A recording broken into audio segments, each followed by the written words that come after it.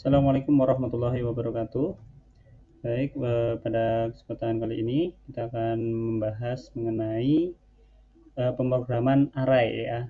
Jadi kita akan membahas terlebih dahulu pengertian array itu apa dan untuk apa sih sebenarnya array itu ya. Jadi array itu termasuk salah satu bagian dari bahasa pemrograman atau tipe pemrograman di mana kita bisa mempersingkat atau mempermudah dalam proses pembuatan variabel khususnya. Baik, saya akan lakukan share screen terlebih dahulu. Ya, array ya. Rasanya agak bagus namanya array. Baik, array adalah suatu tipe atau struktur data yang dapat menyimpan sekumpulan elemen dengan tipe yang sama ya. Jadi di sini adalah yang dipokokkan adalah sekumpulan elemen yang sama, di mana setiap elemen dapat diakses secara langsung sesuai melalui indeksnya. Jadi dia akan menggunakan pengindeksan ya, dan tipe indeksnya itu bisa berupa karakter maupun bisa juga integer atau bilangan bulat ya. Oke, jadi secara umum seperti itu. Dan untuk apa sih array tersebut? Pertama adalah menyederhanakan pembuatan variabel. Misalkan seperti ini, ada contoh kita ingin membuat suatu variabel yaitu banyaknya ada siswa 1, siswa 2, siswa 3, siswa 4 sampai seterusnya.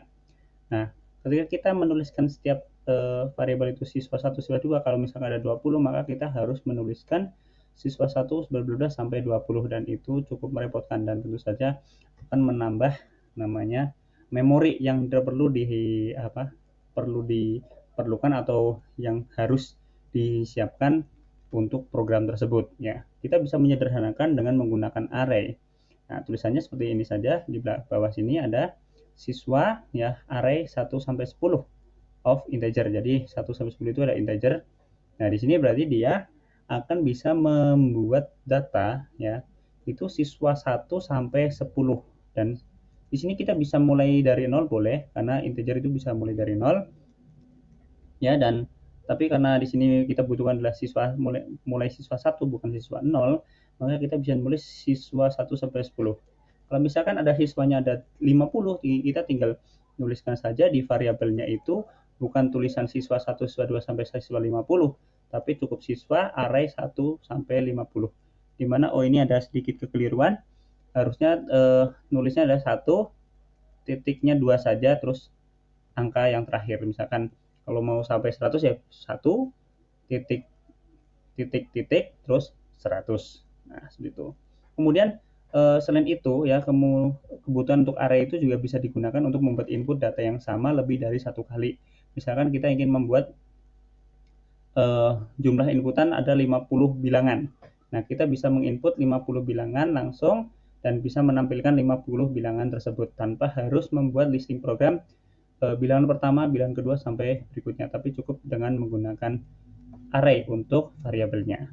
Nah, kita akan melihat seperti apa penggunaan array pada Pascal.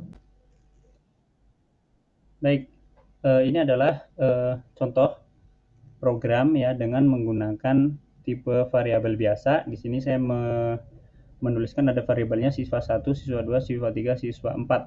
Semuanya integer. Dan di sini datanya sudah saya inputkan secara manual saja.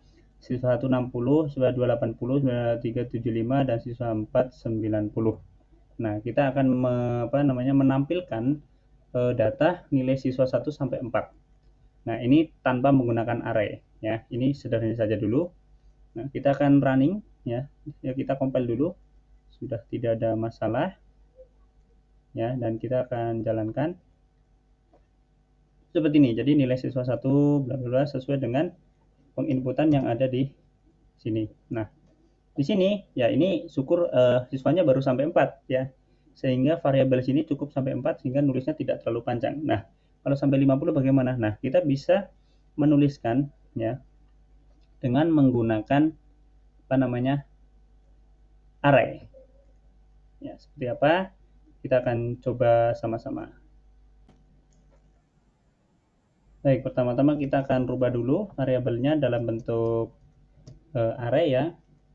Jadi di sini nanti variabelnya adalah siswa tetap ya, titik 2 array. Nah, kita tinggal masukkan dengan kurung kotak ya, dari 1 sampai berapa, karena tadi cuma sampai 4 ya sampai 4 saja. Kita kurung tutup, terus kita tulis of integer gitu ya. Oke, selanjutnya kita hanya sedikit memodifikasi saja untuk penulisan siswa 1, siswa 2, 3, 4-nya di sini. Jadi kalau di sini sebentar. Oke, di sini kita tinggal tulis sesuai dengan array ya. Jadi pakai kurung kotak seperti ini. Kita ganti semuanya saja. Salah. Kita ganti semuanya. Ini 3. Terus ini 4. Nah, oke, seperti ini ya, untuk karena ini datanya diinput secara manual, bukan kita menginput di running programnya, tapi langsung di kode programnya. Kemudian untuk sini kita tinggal mengganti saja, sama ini tinggal menuliskan saja seperti ini. Kita tinggal mengganti saja. Nah, seperti ini.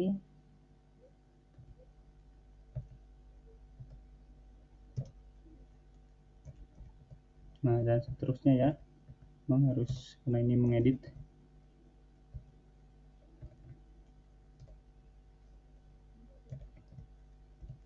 Oke, kalau sudah kita compile, kita checklist dulu. Oke, ternyata sudah tidak ada masalah. Kita coba running apakah hasilnya sama seperti tadi. Dan hasilnya ternyata sama ya. Jadi paling tidak untuk program yang seperti ini, karena ini inputnya masih manual, inputnya tetap akan panjang, tapi paling tidak untuk pembuatan variabelnya kita tidak perlu menuliskan sejauh berapa penginputannya. Nah, habis ini kita akan langsung saja mencoba array yang bisa digunakan untuk melakukan penginputan ya. Jadi kalau tanpa array akan susah, dan ini harus butuh array untuk menginput jumlah datanya berapa, kemudian kita bisa menginputkan data-data, misalkan kita butuh 3 data, kemudian kita bisa menginputkan 3 data tersebut dan sebagainya. Oke, kita langsung dulu kita buat file baru ya, sebentar. Ini saya save dulu, saya akan baik, kita akan buat program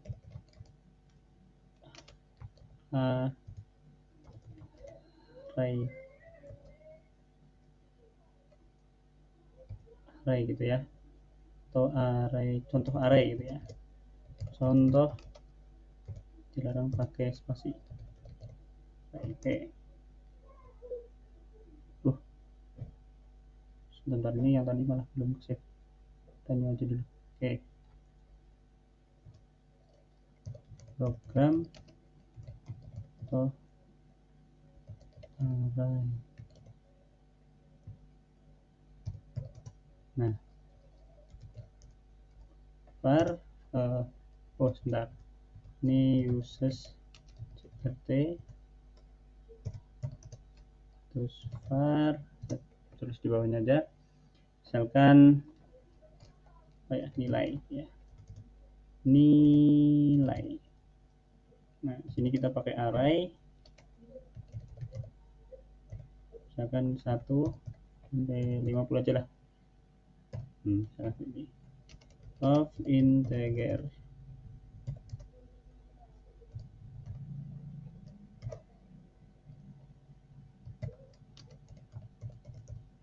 Ini nanti untuk n itu banyaknya data, I itu adalah data pertama gitu ya, supaya nanti biar gampang. Jadi nanti kita bisa memasukkan, mau masukkan berapa data dulu gitu. Dan begin lr str, terus write, masukkan banyaknya data. Nah, ini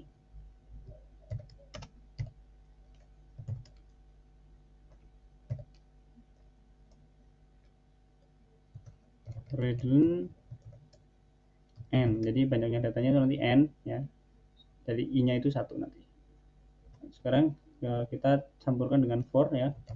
For i sama dengan 1. Jadi untuk sama dengan titik 2 sama dengan ya to n do. Nah, jadi untuk data i itu sama dengan 1 sampai yang ke n, maka akan kita lakukan do itu lakukan begin ya, write,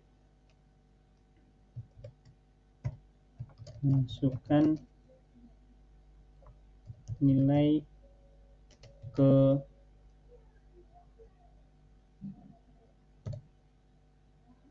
i gitu ya. Jadi nanti i-nya kita akan baca i-nya seperti ini nulisnya ya, memang agak rumit. Nah, harus diperhatikan untuk proses codingnya ya. Di sini ada tanda kutip dan koma ya, jangan sampai terlewat. Terus kemudian kita nulis return.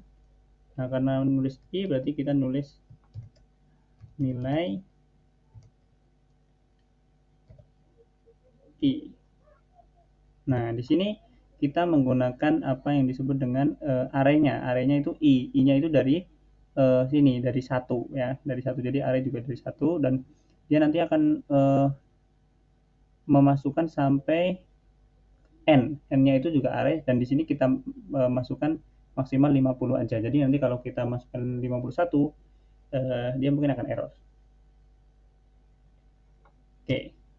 Sambil dicek ya. Kemudian n.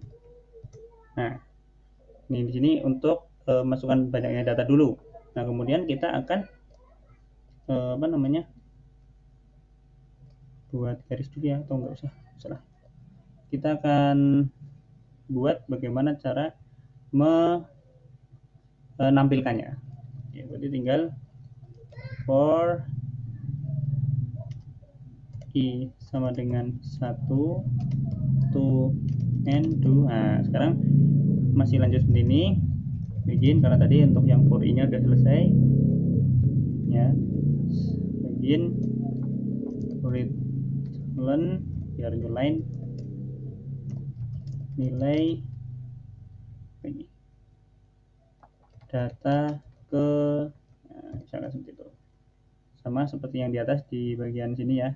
Ini kan nilai, masukkan nilai ke, ini data ke sama atas koma i koma atas spasi titik 2 spasi koma atas. Nah, oh ya, untuk yang ini karena dia langsung membaca ini ya, baca nilainya ke i ya, karena return langsung baca nilai i-nya, kita langsung tulis saja di sini. Bentar. Nah, ini nilai ke i. Nah, tutup terus n, kita n lagi. Nah, kita akan running dulu. Oke, sebentar ada yang error di sini. Kita akan coba menuliskan. Oh, ini beginnya belum ini ya. Titik komanya sebentar, titik koma. Oh, ini masalah. Nah, masih ada di sini expected. Oh lah ya, di sini kurung ya. Oke, sudah bagus. Kita akan coba running ya. Nah, masukkan banyak data, misalkan 4, nilai 1 12, nilai kedua 10, nilai 3 4, nilai 5 56. Bentar, sudah bisa masuk tapi belum bisa menuliskan nilainya ya. Apa ya yang masih belum? Sebentar.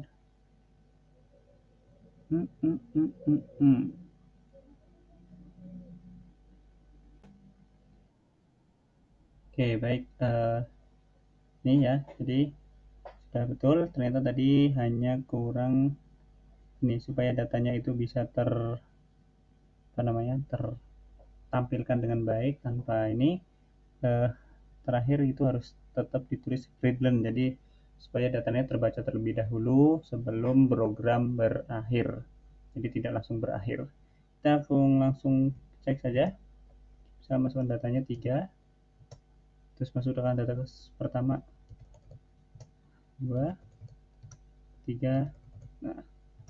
Nah dia otomatis akan memberikan hasil atau output ya, tampilan nilai data pertama, kedua, ketiga sesuai dengan input yang kita ambil atau kita masukkan. Itu. Jadi kita tidak perlu mengulang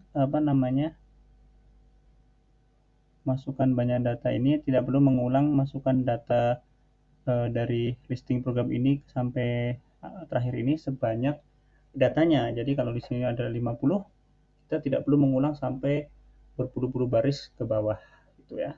Jadi menggunakan array menjadi lebih mudah dalam membuat suatu penginputan data yang jumlahnya banyak. Dan seperti ini nanti bisa digunakan juga untuk membuat suatu program yang bisa kita gunakan untuk menghitung misalkan rata-rata. Jadi rata-rata itu kan kita harus menginput banyaknya program, ya ada berapa banyak datanya. Nah kemudian baru kita gunakan rumus rata-rata, yaitu jumlahnya data dibagi banyaknya data. Itu. Dan silakan teman-teman bisa mencoba sendiri membuat program untuk menghitung rata-rata dari beberapa bilangan. Silakan dan semoga ini bermanfaat ya.